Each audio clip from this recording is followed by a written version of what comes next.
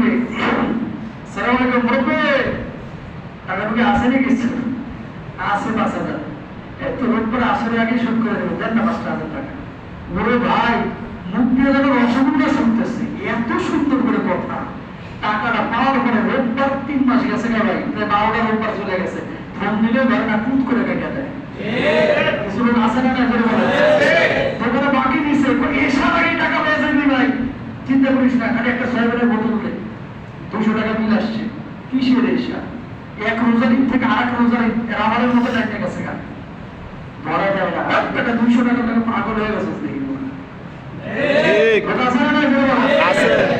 খাওয়ার সময় খাই, নেওয়ার সময় নাই, দেওয়ার সময় মামলা ছিল না। মুরব্বী আপনি সাবধান হয়ে যান, ঠিক কিনা? আর এই সমস্ত লোক এই খাস লোক খারাপ হবে। কিছু লোক আছে পরে টাকা ফিরে দিতে চায় না। এরকম মুসলিম যদি কেউ এখানে থাকেন, সতর্ক হয়ে যাবে। আপনার চরিত্র খারাপ, আপনি মুনাফিক, আপনি নবীর দুশমন। কেন? একজন মানুষ আপনার কাছে টাকা পায়, আল্লাহ নবীর কাছে সাউল লাশ নিয়ে আসা হয়েছে। নবীজিকে বলা হলো যে তার জানাজাটা পড়ায় দেয়। আল্লাহ নবী বলছেন তার জানাজাটা পড়াবো না। আপনার সাহাবী কেন তার জানাজার নামাজ পড়াবেন না? আপনার সাহাবী পড়ে। আল্লাহ নবী বলছেন সে ছিল ঋণগ্রস্ত, সামর্থ্য ছিল ঋণ পরিশোধ করার, ঋণ পরিশোধ করে নাই। এই জন্য আমি নবী তার জানাজার নামাজ পড়াবো না। এই রোগটা আমাদের সমাজে এখন রডে রডে ঢুকে গেছে।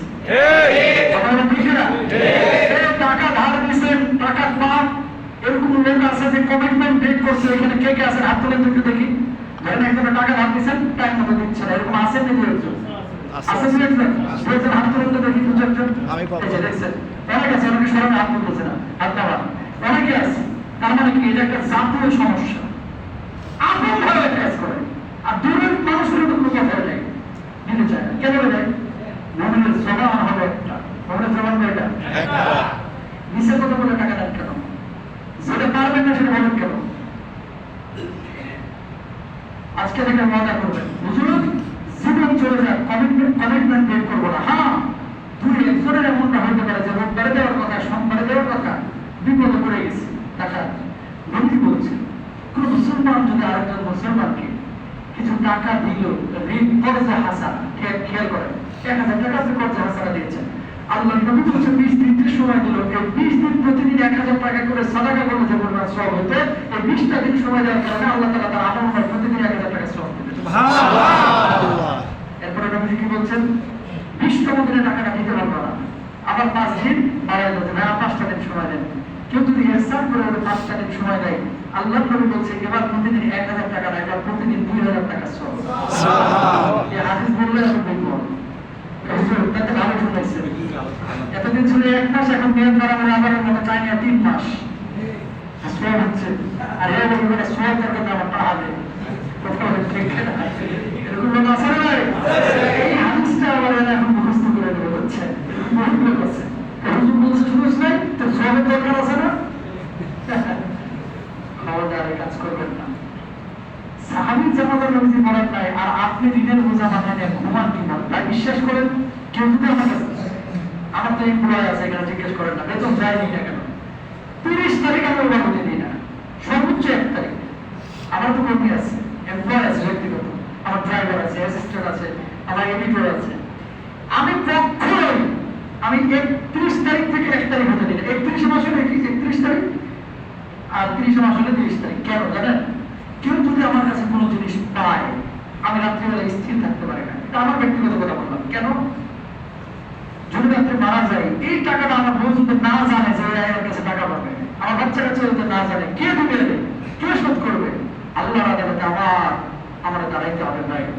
এই জিনিসটা আমাদের মাথায় অনেকেরই কাজ করে না, এটা মাথায় রাখবেন।